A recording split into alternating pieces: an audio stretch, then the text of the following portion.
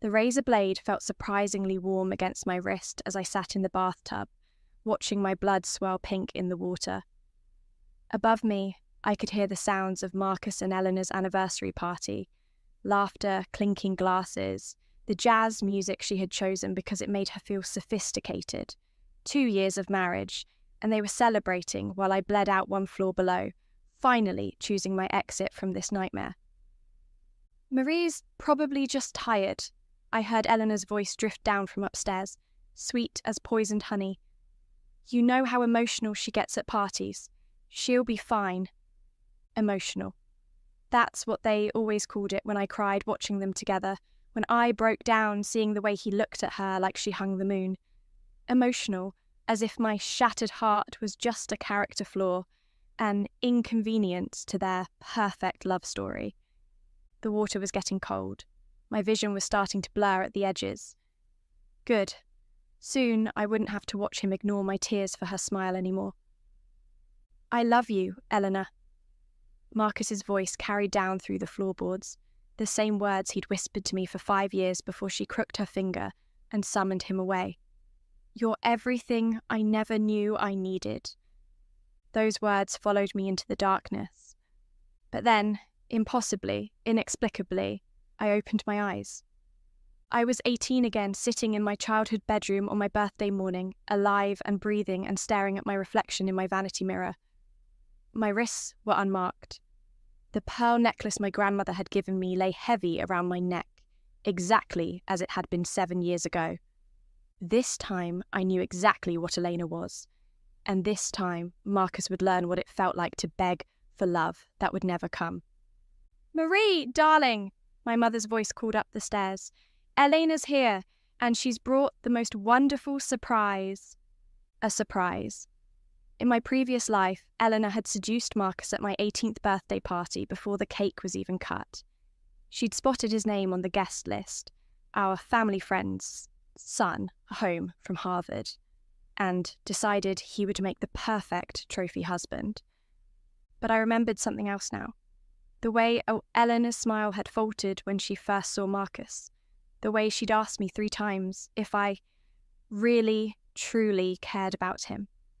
She had wanted him, yes, but she'd also been testing me, seeing if I'd fight for him.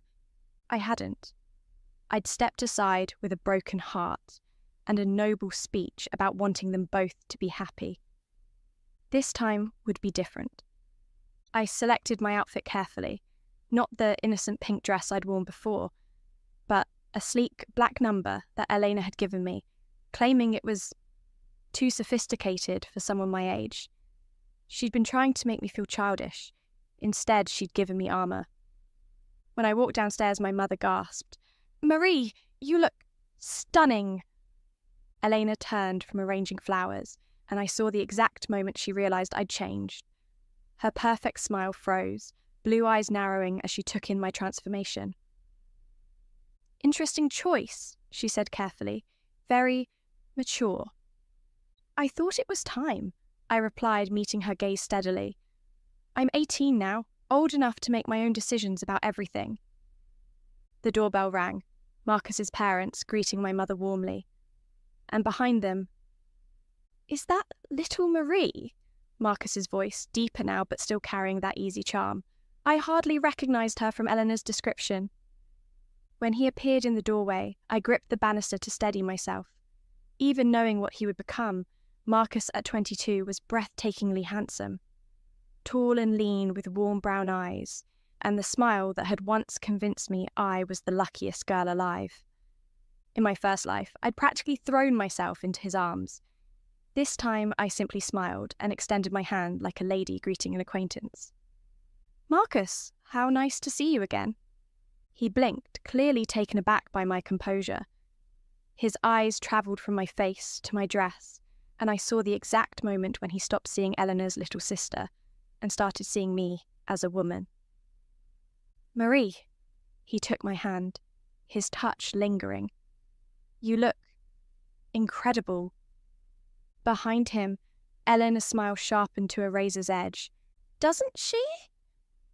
Elena glided forward, sliding her arm through Marcus's with practiced ease.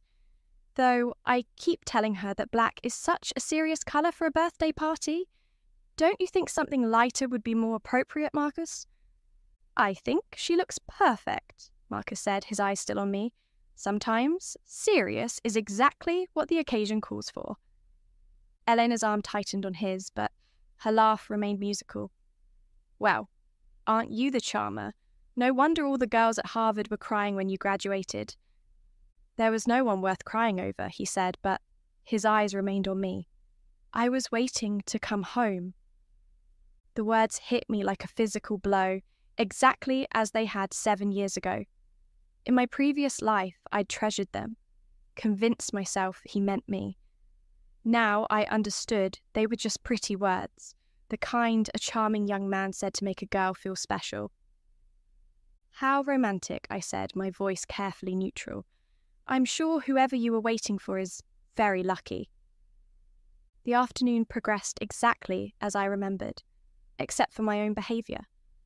Where I had once hung on Marcus's every word, I now participated in conversations with cool intelligence. Where I had once followed him around like a lovesick puppy, I now moved through my party with confidence, letting him come to me, and he did come to me.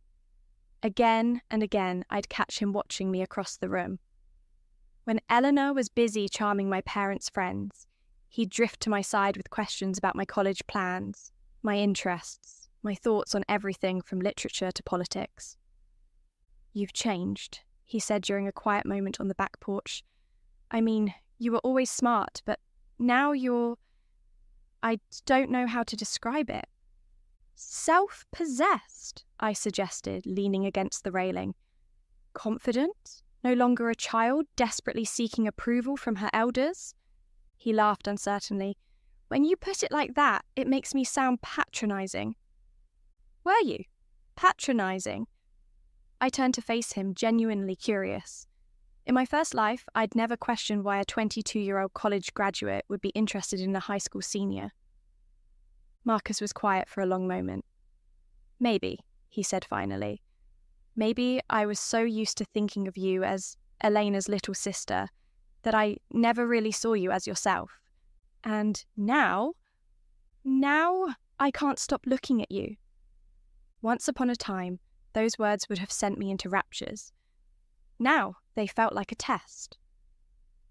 That's interesting, I said thoughtfully, because Elena's been looking at you all day like she's planning something.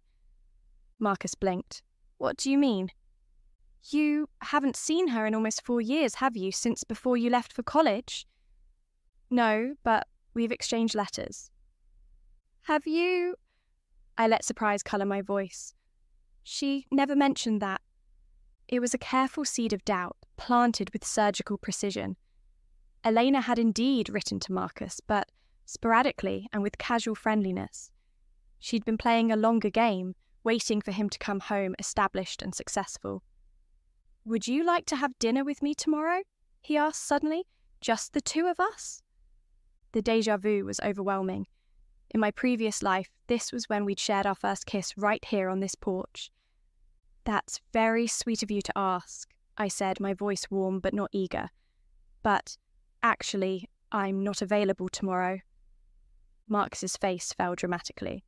Oh, of course, I should have assumed. Is it someone from school? Something like that. I didn't elaborate, watching him process this unexpected rejection. Maybe another time. I left him standing alone on the porch with the taste of unexpected rejection. The party began winding down as evening approached. I watched Elena work the room with practiced skill, but I also noticed the way her eyes kept tracking Marcus's movements, the slight tightening around her mouth when she saw him talking to me. She was still planning her move. In my first life, it had come at the very end of the party, when she'd cornered Marcus in the kitchen. This time, I was ready for her. Elena, I said, appearing at her side, could I speak with you for a moment, privately? I led her upstairs to my room. Elena settled gracefully on my window seat. You didn't like your gift, she said, noticing the unopened box on my dresser, the bracelet with the broken heart charm. I loved it, I said truthfully. It was remarkably thoughtful, A broken heart for the girl whose heart you were planning to break. The silence was deafening. Elena's mask didn't slip, but her eyes went very still. I'm not sure what you mean, Marie. Don't you? You invited Marcus today. You've been writing to him. You've spent the entire party positioning yourself as the perfect woman. And tomorrow, after you're convinced he's out of reach for me, you'll make your move. Elena studied me for a long moment. When she spoke again, her voice had lost its honeyed sweetness. You've certainly developed an active imagination. Have I? Tell me, Elena, what did you write to him about in your letters? Everything he mentioned tonight. His favourite professors, his thesis topic, his concerns about starting his career. You already knew all of it. You've been studying him, learning what he wants to hear. The question is, why? For the first time in my memory, Eleanor looked genuinely rattled. You're being paranoid. Am I? Then you'll be happy to know I'm planning to focus on my studies instead of chasing after men who are out of my league. In fact, I think it would be best if I stepped back from any romantic entanglements entirely. I watched Eleanor process this, seeing the exact moment she realised I was handing her Marcus on a silver platter. Her smile returned, genuine this time. That sounds very wise, sweetheart. Very mature. When we returned to the living room, Marcus looked up hopefully. There you are, he said. I was hoping we could finish our conversation. Actually, Eleanor interjected smoothly, I was hoping to steal you away for a moment, Marcus. I wanted to show you the garden. Marcus glanced between us, clearly torn. In my first life, I'd made some excuse about helping in the kitchen. This time, I simply smiled. Go ahead, I said. I need to help Mother with the dishes anyway. But instead of heading to the kitchen, I slipped quietly onto the back porch where I'd have a perfect view of the garden. Eleanor was already at work, standing close enough that he'd catch her perfume, gesturing gracefully at the roses. I've been so lost since graduation, I heard her say, her voice carrying the perfect note of vulnerable uncertainty. Sometimes I think what I really want is to find someone to build a life with, someone who shares my values, my dreams. Classic Eleanor. Present herself as a woman who knew her own mind, but was wise enough to want partnership over career ambition. And it was working. I could see it in the way he turned toward her, giving her his full attention. They were standing closer now, Eleanor having manoeuvred them to the secluded corner by the trellis. In my previous life, this was where they had shared their first kiss while I washed dishes inside, completely oblivious. But this time, I was watching.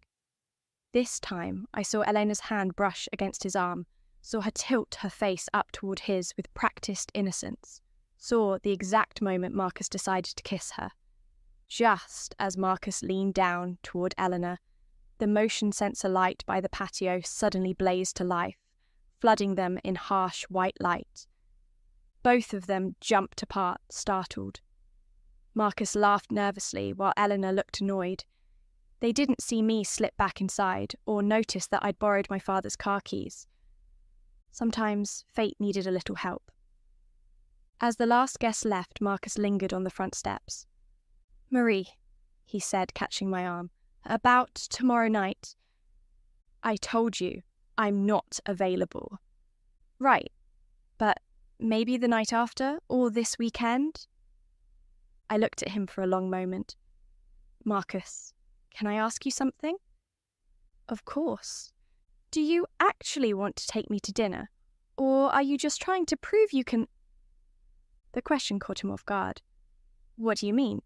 I mean, you've known me since I was 13, and you've never shown any romantic interest until today.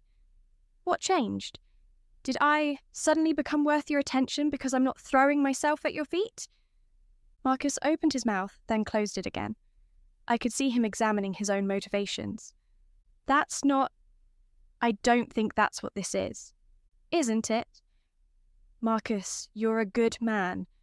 But you're also used to being the most attractive option in any room. When a woman doesn't immediately fall for your charm, it becomes a challenge instead of a choice. You think very little of me. On the contrary, but I'm not interested in being another conquest. I started to close the door, but his hand pressed against it. You're wrong about me, he said quietly, and you're wrong about what I want. Maybe, but I'm not wrong about what I want. I looked at him one last time. I want someone who chooses me first, not someone who settles for me after rejection or conquest. I want someone who sees me, really sees me, and I want someone who loves me enough to fight for me when things get difficult. What if I told you I could be that person? Then I'd say, prove it. But not to me. Prove it to yourself first. When I closed the door, he didn't try to stop me. The next 3 weeks passed like a strange dream. Marcus called twice, asking if I'd changed my mind about dinner. Both times I politely declined. Elena, meanwhile, launched a full-scale campaign. She started stopping by daily, always perfectly dressed, always with some excuse, and always, somehow, managing to be there when Marcus came by. Because he did come by. Ostensibly to visit with my father, but I noticed how his eyes sought me out, how he found excuses to ask my opinions on everything. I also noticed how Elena positioned herself in these conversations, agreeing with everything he said while subtly undermining any point I made. Marie has such interesting ideas, she'd say with an indulgent smile, though I sometimes think she enjoys being contrary just for the sake of it. Each comment was designed to make me sound naive, impulsive, childish. In my first life, they had worked. This time, I simply smiled and changed the subject. But I was learning things too. I was learning that Eleanor's perfect mask occasionally slipped when she thought no one was watching. I noticed how she tensed whenever Marcus laughed at something I said. I saw the way she studied me when she thought I wasn't looking. Most importantly, I was learning that Marcus was fighting an internal war he didn't understand. He'd arrived expecting to find the same adoring teenager. Instead, he'd found a woman who challenged him, who wasn't impressed by his accomplishments, who treated him like an interesting stranger rather than a long-awaited savior. It was driving him crazy. I don't understand you anymore, he said one evening when he'd found me reading in the garden. You used to... I thought you... Thought I what? I thought you cared about me. The way you used to look at me, the way you'd light up when I came around. Was I imagining all that? No, I said simply, you weren't imagining it. Then, what happened? I closed my book.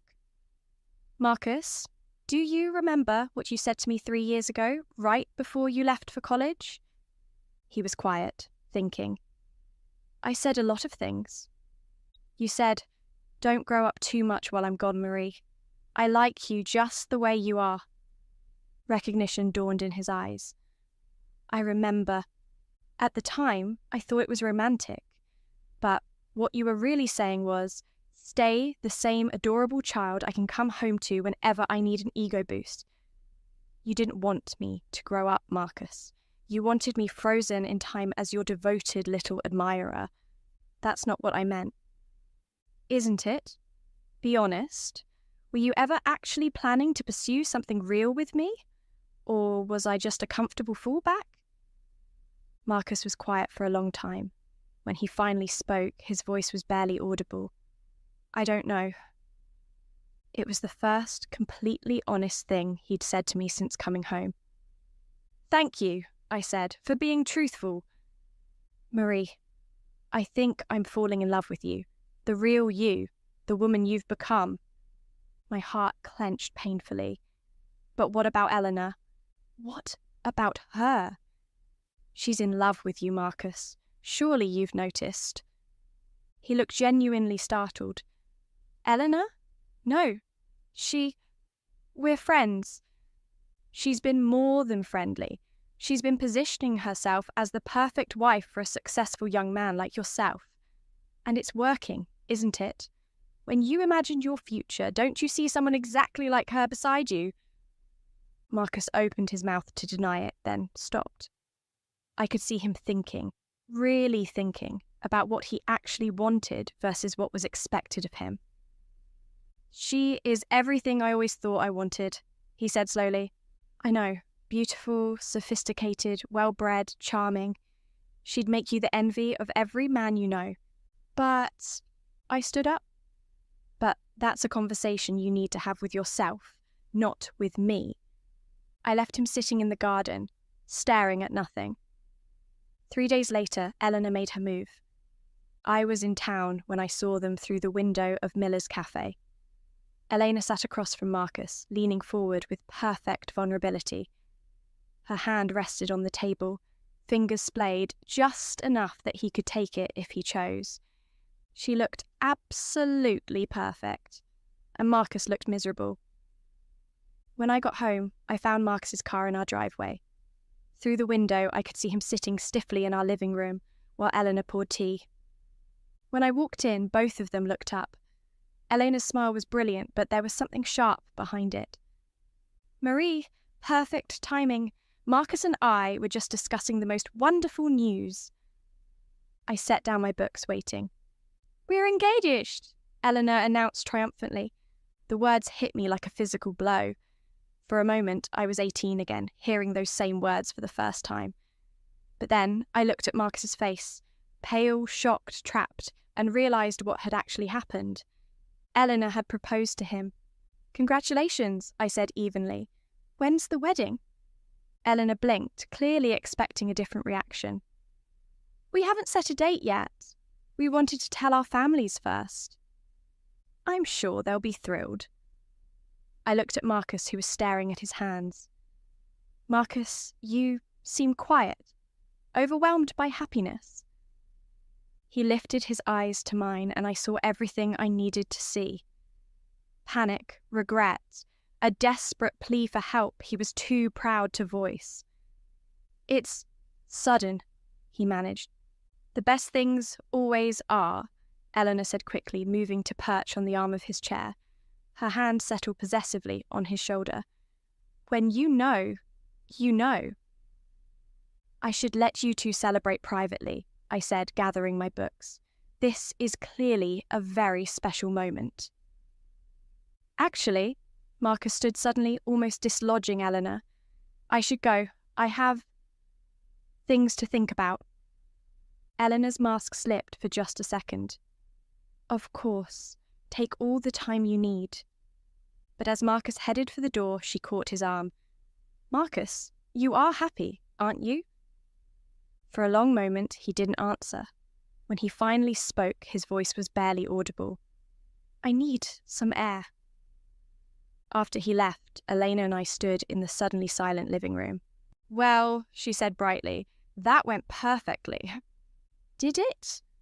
He's just overwhelmed. Men always panic when they realise they're ready to settle down. Elena, can I ask you something? Of course. Do you actually love him, or do you just love winning? The question hung between us. Elena's smile finally cracked. What kind of question is that? An honest one, because what I just witnessed wasn't a man accepting a proposal from the woman he loves. That was a man being cornered. Elena's eyes flashed. You don't know what you're talking about. Don't I? Tell me, what did you threaten him with? What ultimatum did you give him to force that proposal? For a moment, I thought she might actually tell me. Her composure wavered, and I glimpsed the insecure woman beneath, someone so afraid of not being chosen that she'd stopped believing anyone could choose her willingly. But then, the mask snapped back into place. He loves me, Marie. He's always loved me. If he loves you so much, why did he look like he was about to be sick when you announced your engagement? He's nervous. It's a big step. Eleanor. I moved closer. He doesn't love you. He never has. And somewhere deep down, you know that. The silence stretched between us. When Eleanor finally spoke, her voice was very quiet. he could learn to love me. Could he? Or would you spend your entire marriage trying to force feelings that don't exist? Eleanor's hands clenched into fists. You think you're so wise now, don't you? But you're still the same naive little girl who thinks love conquers all. Maybe. But at least I'm not the woman who thinks she can build a marriage on manipulation and fear. Fear? Elena laughed hollowly. What could Marcus possibly fear from me? The same thing everyone fears from you, Eleanor. That if they don't give you what you want, you'll make them pay for it. The words hit their target. Elena went very still. What did you tell him, Eleanor?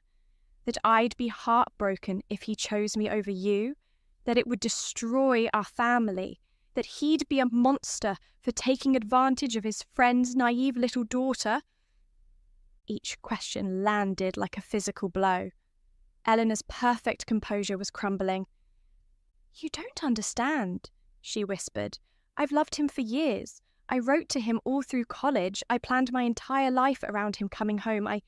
You decided he was yours without ever asking if he wanted to be? You built a fantasy relationship with someone who barely knew you existed? Eleanor's face crumpled. He would have chosen you if I hadn't made him see how wrong it would be. He would have chosen you. There it was, the confession I'd been waiting 7 years to hear.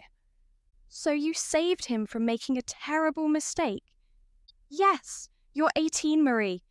You don't know what you want. I know I don't want a man who can be talked out of loving me. Eleanor stared at me, tears streaming down her face. What? If Marcus truly loved me, nothing you said would have mattered. If he truly wanted to be with me, he would have fought for that.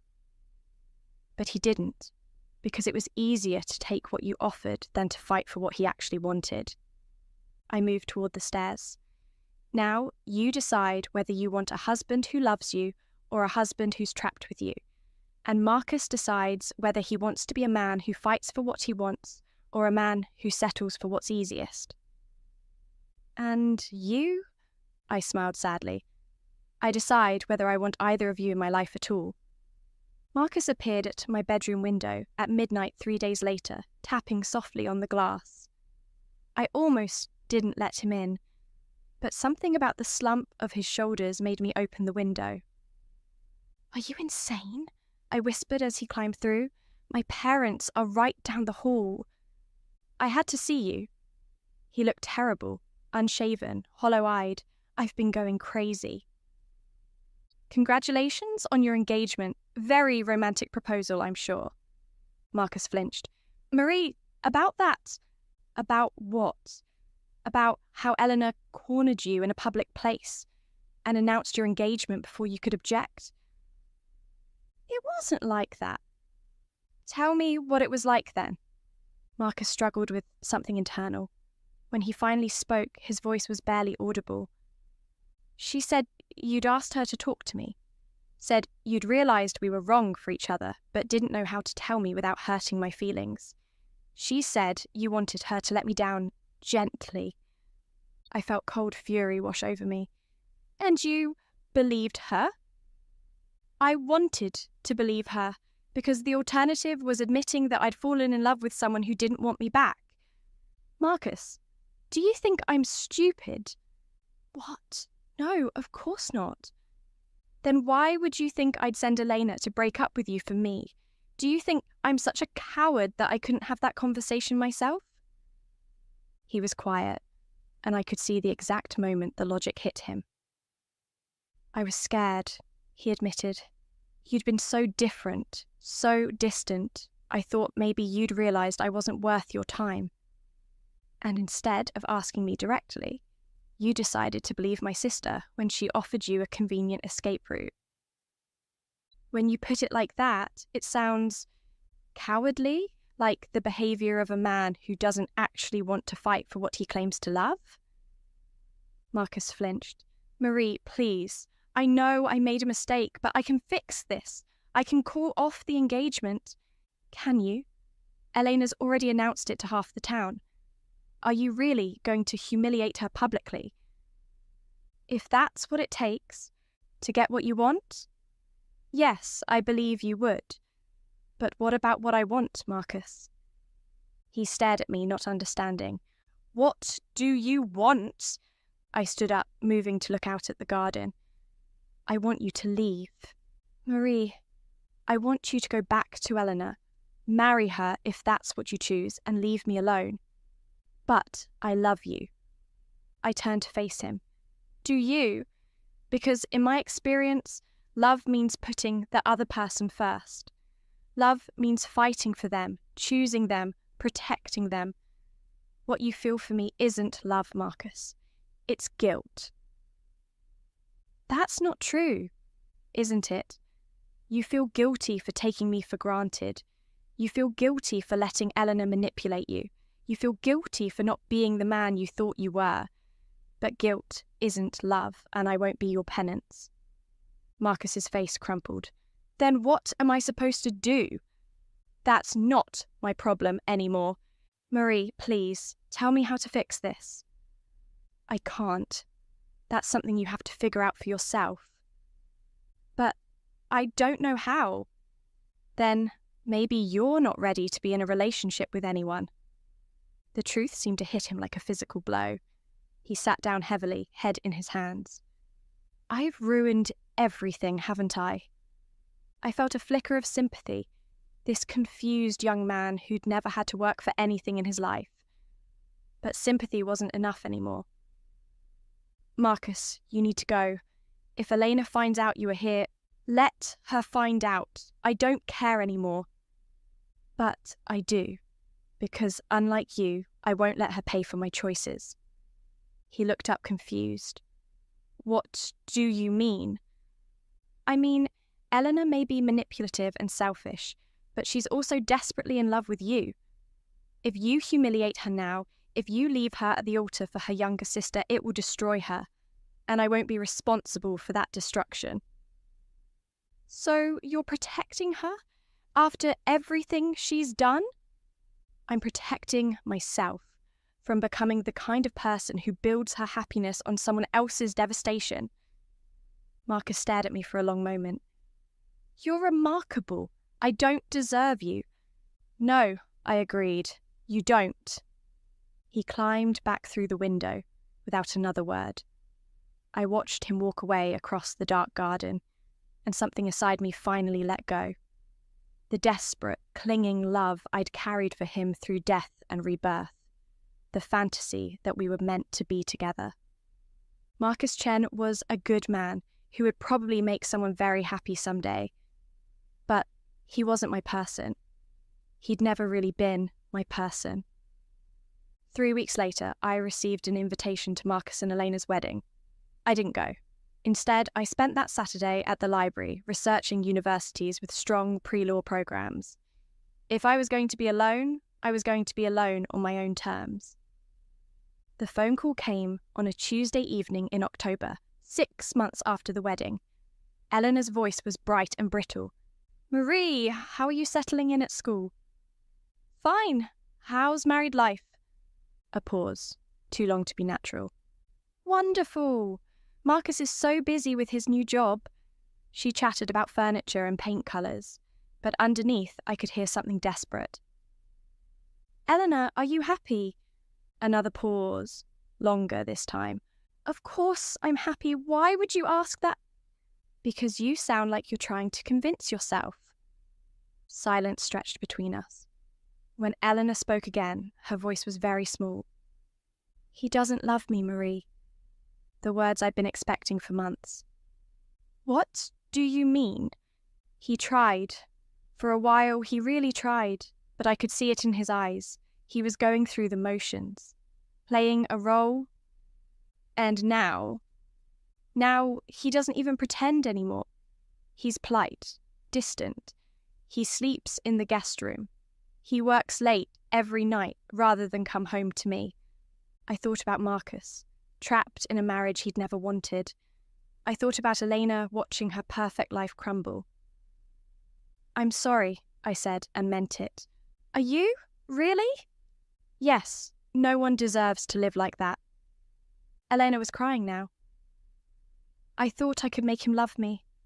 I thought if I was perfect enough, patient enough. Elena, you can't force someone to love you. Not really. Not in any way that matters. But you could. He loved you. Really loved you. And I destroyed it because I was jealous and selfish and... Stop. This isn't about me anymore. This is about you and Marcus and the choice you both have to make. What choice? Whether to keep pretending this marriage can work or to admit it was a mistake and let each other go. Another long silence. Would you, if he was free, would you consider... No.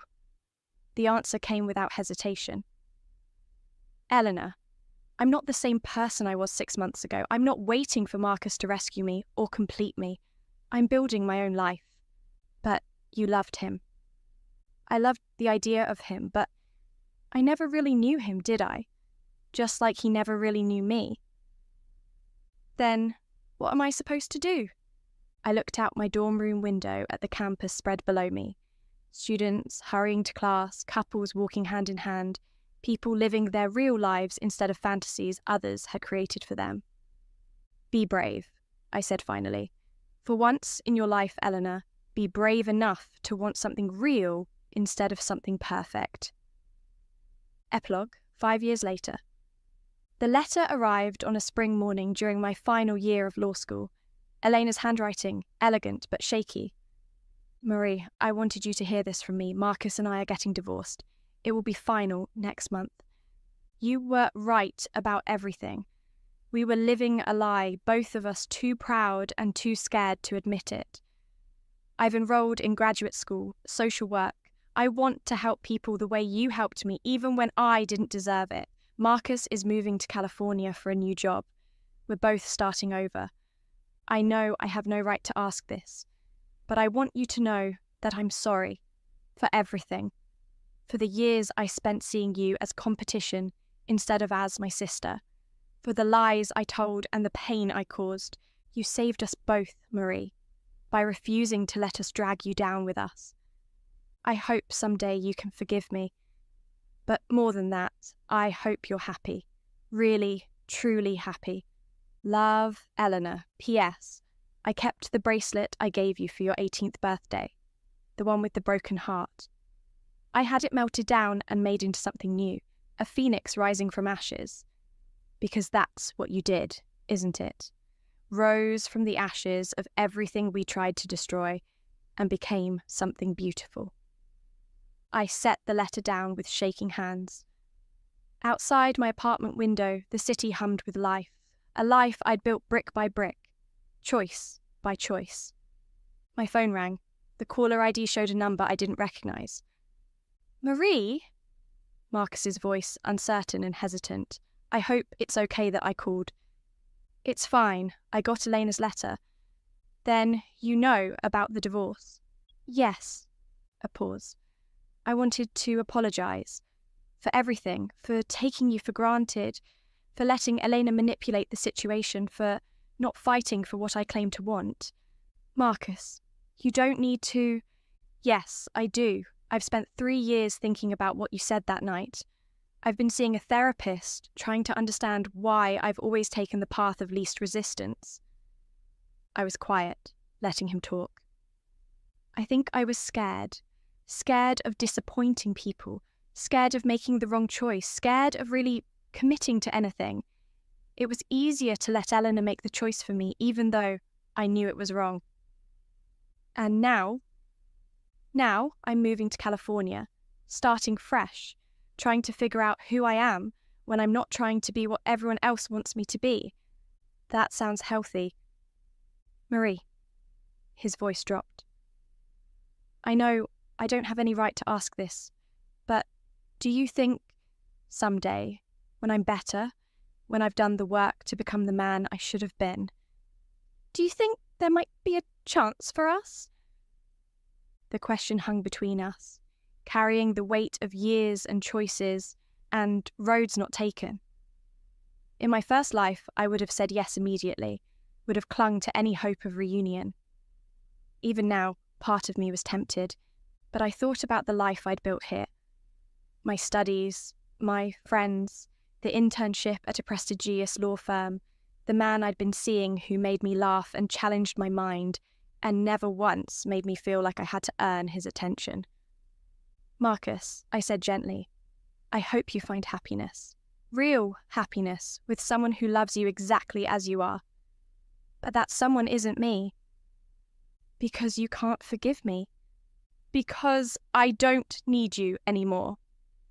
The words weren't cruel, just honest. I could hear him absorbing them, understanding finally that some bridges once burned couldn't be rebuilt. "I'm glad," he said finally. "I'm glad you don't need me. You deserve someone who chooses you first, always." "Yes," I agreed. "I do." After I hung up, I sat in my quiet apartment as the sun set over the city. Tomorrow I would graduate law school. Next month I would start at a firm that specialized in family law, helping other people navigate the wreckage of broken relationships and find their way to new beginnings. My phone buzzed with a text from David, the man I'd been seeing for 6 months. "Dinner tonight? I found a new place I think you'll love." I smiled, typing back my response. "Can't wait." I thought about the girl I'd been in my first life, desperate for love, willing to accept crumbs, measuring my worth by other people's attention. She had died in that bathtub, listening to laughter from the people who couldn't be bothered to notice her absence. But I had lived. I had chosen to live, to fight, to build something better from the ashes of my old dreams. Some stories didn't end with the heroine getting her first love back. Some stories ended with her realizing she deserved so much more. And sometimes, those were the best stories of all. 3 years later, I received another wedding invitation. Eleanor Richardson and Dr. James Morrison were pleased to invite me to their autumn ceremony. I almost didn't go, but curiosity won out, and I found myself sitting in the back of a small chapel, watching my sister exchange vows with a kind-faced man who looked at her like she hung the moon. Elena was radiant in a simple dress, her face glowing with genuine happiness. When she said her vows, words about partnership and growth and choosing love every day, I could see she meant every syllable. During the reception, she found me by the dessert table. "You came," she said, her eyes bright with tears. "I did. Thank you for everything, for forcing me to grow up, for refusing to let me destroy myself. Eleanor, you did the work. I just refused to enable you." She nodded, wiping her eyes carefully. "James wants to meet you. I've told him so much about my brilliant sister, the lawyer." "The sister who saved your marriage before it happened?" Eleanor laughed. "The sister who taught me the difference between wanting someone and loving them." Across the room, I could see James watching us with fond indulgence, clearly smitten with his new wife. He looked like a man who had chosen Eleanor freely, joyfully, without coercion or manipulation. "He's perfect for you," I said. "He is. And Marie?" Elena smiled. "I heard about your engagement. David sounds wonderful." My hand went automatically to the simple solitaire on my finger. David had proposed 3 months ago, not with grand gestures or dramatic declarations, but with a quiet certainty that we belonged together. No games, no manipulation, no desperate need to prove anything. Just love, simple and sure. "He is wonderful," I agreed. Eleanor hugged me then, properly, and for the first time in our lives, it felt like we were really sisters instead of rivals. As I drove home that evening, I thought about the girl who had died in that bathtub years ago, listening to laughter from upstairs. She had thought that story was about Marcus and Elena and their perfect love triumphing over her pathetic need. But it had never been their story at all. It had always been mine. And I had written myself a better ending.